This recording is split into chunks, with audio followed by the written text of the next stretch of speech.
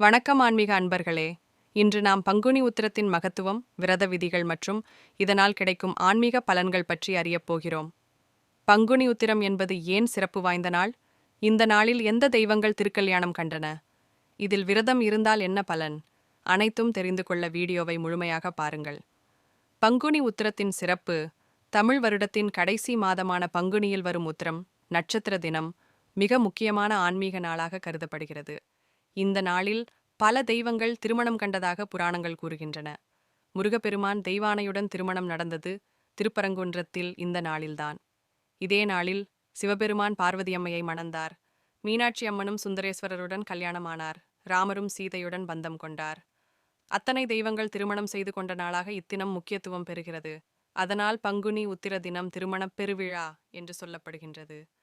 பங்குனி உத்திர விரத விதிகள்: இந்த நாள் மிகவும் புண்ணியமான நாளாக இருப்பதால் பெண்கள் மற்றும் ஆண்கள் விரதம் இருந்து முருகன் அல்லது சிவபெருமான் கோவிலில் வழிபடுவது சிறப்பு.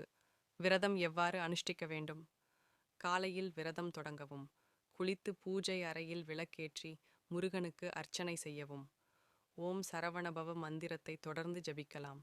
பகலில் எளிதில் செரிக்கக்கூடிய உணவு மட்டும்